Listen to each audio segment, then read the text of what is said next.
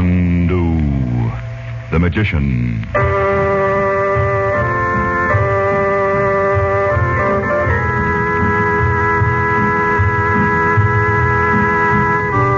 Good evening, ladies and gentlemen. The makers of White King granulated soap present for your enjoyment Chandu the Magcian.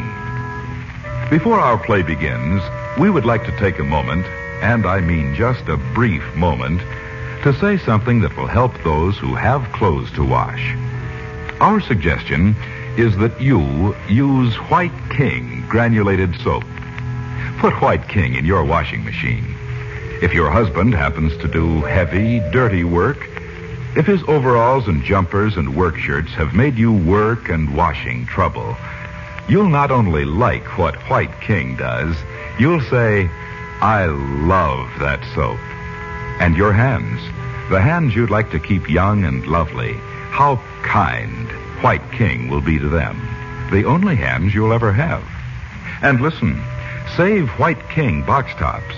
You're going to want them for something you're going to hear about on this program. Well, the moment is up.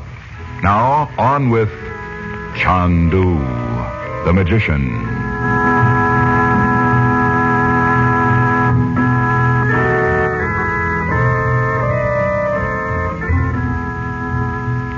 Frank Chandler, known in the East as Chandu the Magcian, and the regents enter a small pyramid known to Chandler since a visit to Egypt years ago.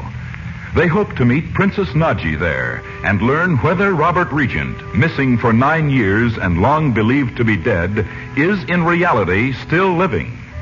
As they walk through the echoing stone passageway leading from the entrance, Betty is stopped by Abdallah, the storyteller the regents had first seen in a Cairo bazaar. He whispers that he can give her news of her father. Frightened, yet fascinated by this stranger out of the desert who has told her he is a prince in disguise, Betty promises to meet him in the gardens of the Mena House, the hotel near the pyramids where they are now staying. Now, after dinner, Betty sits with her mother in the hotel lounge, awaiting Chandler's return. Chandu the Magcian.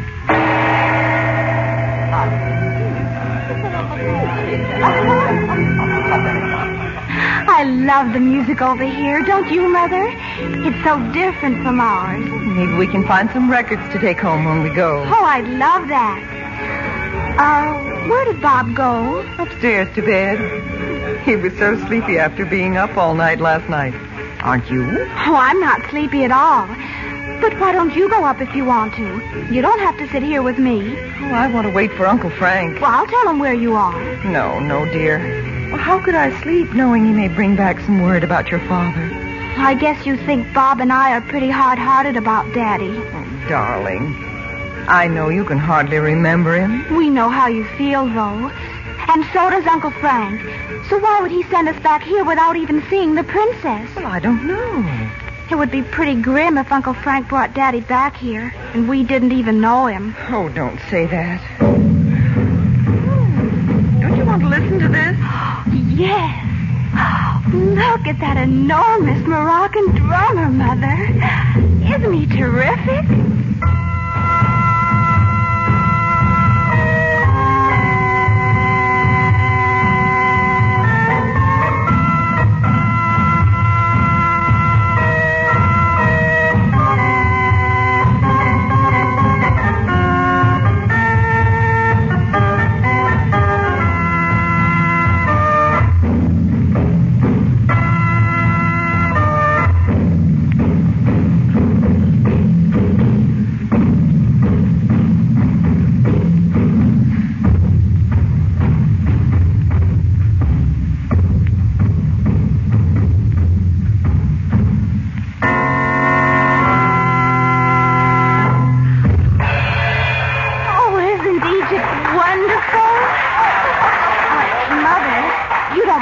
Go out in the garden for a while, do you? No, I suppose not.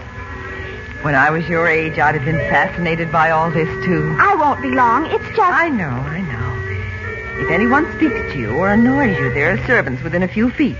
Call one and come back inside. All right, Mother. Don't go outside the grounds, dear. I won't.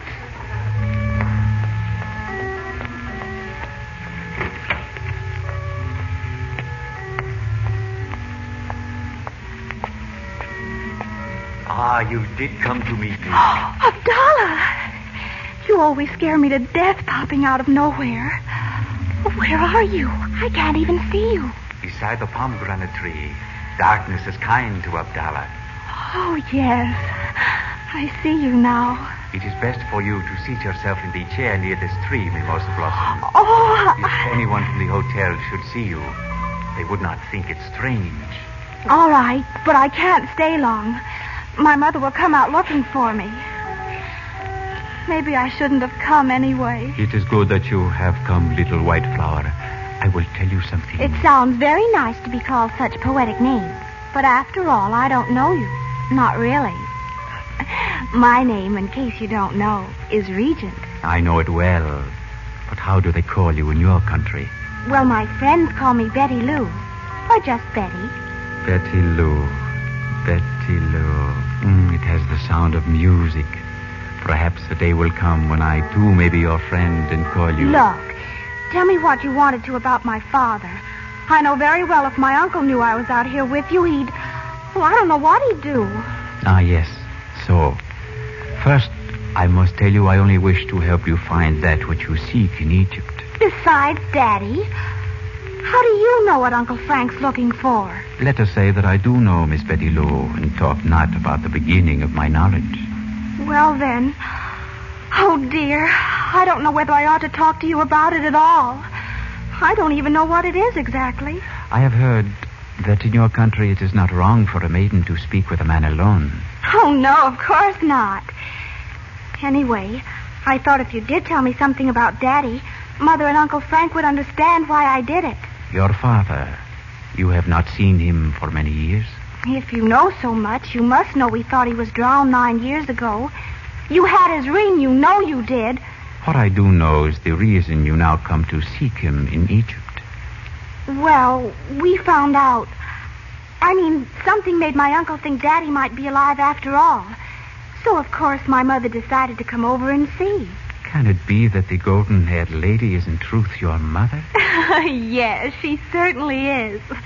Everybody's always surprised. She is lovely, Miss Betty Lou, and you are like her as a rosebud is like a rose. Well, thank you. But I came out here to find out about my father.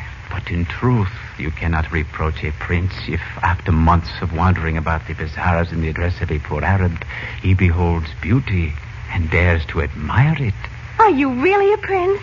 What are you the prince of? And why should you be wandering around in disguise? I am indeed a prince. But we must speak of your father, not of me. Tell me how you thought he died. Well, he was on the Athenia, and the Germans torpedoed it just after the war began. My father was drowned. And who told you of it? Why, he wasn't in any of the lifeboats. And then the steamship company wrote to Mother. Ah, yes. But what about that ring? Mother knows it was his because she had it made for him. Where did you get it? How does the lady your mother believe She thinks you stole it. I don't, because why should a prince do that? Where did you get it? And what does the Effendi, your uncle, believe? Why, how funny you sound. Do you know him? He didn't seem to recognize you last night by the river. Miss Betty Lou. Abdallah, did you have anything to do with the princess being so scared? Naji? Why should I when I am only trying to help you? You know her, too? Oh, I don't know what to think. It's too complicated for me. All I know is I wish I could do something to help find Daddy. Just think how wonderful it would be for my mother. You are a most devoted daughter, Miss Betty Lou. Oh, no, I'm not. Not especially. But she's different from most girls' mothers. You know, we were up all last night, and we went out to the pyramid the first thing this morning, and... Yes, I know. Oh, that's right. Well, she hasn't said a word about being tired. She's not cross or anything. And she'd start out right now, anywhere, if she thought she'd find my father. To find herself once more a wife, not a widow. Look, Abdallah, I have to go in. Tell me how you can help us. In one moment. Has the Effendi, your uncle, come here only to seek your father? Or is there something more? I ask only that I may serve you, Mimosa Flower. Why, Trust me, Miss Betty Lou.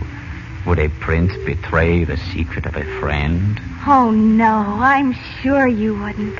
Or why would you go to all this trouble? But you see... Still, you do not believe. It is the sorrow of my life that I must walk where no one understands. Nowhere is one who believes in me. Alice, and that such loneliness may never be yours, little white rose. Oh, Abdallah, it must be dreadful. But you know it wouldn't be right for me to tell you. Uncle Frank made us promise not to. I do believe in you. It's not that.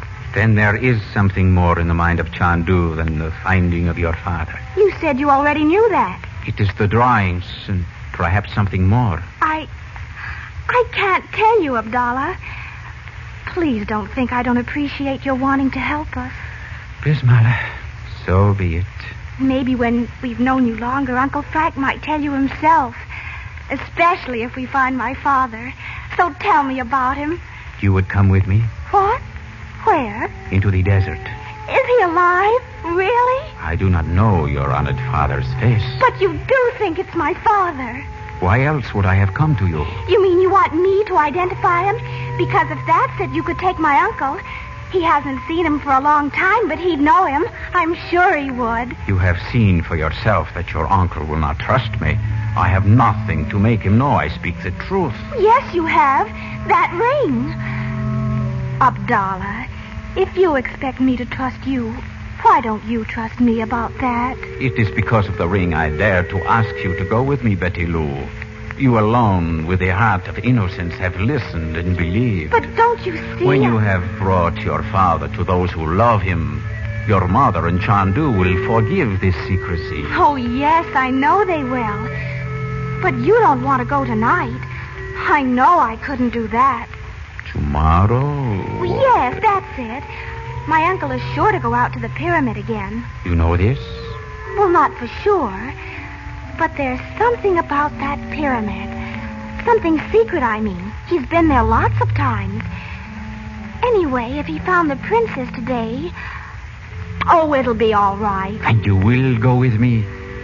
Yes, I will. Then listen well, little white rose. You will pretend an illness and remain here at the hotel. I will come for you with warm clothing for the desert, and then...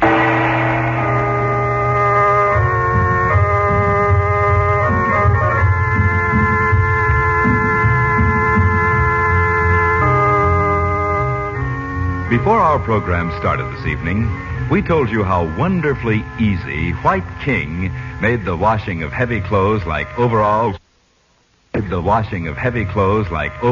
and work shirts in your washing machine. I wonder if that might have given you the idea White King was only for the heavy washing you have to do. Why, of course, that isn't so. Say, your finest tablecloths and napkins, your daintiest lingerie, the fragile and lovely things you have to wash, White King Granulated takes care of them safely, gently, and we think as no other soap has ever done. There are reasons, of course, but aren't you kind of tired of hearing reasons all day long? Millions and millions and millions of packages of White King are sold. Each means that some lady has found this soap the one that helps her most. Listen, we say you'll like it. No, we'll say more than that. You'll love White King. Until tomorrow night, when perhaps you have tried White King, good night.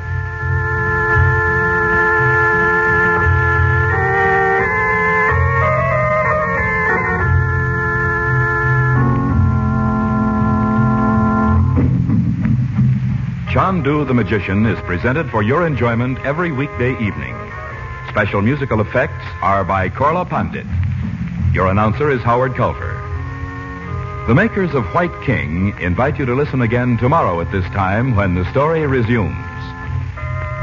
Chandu the Magician.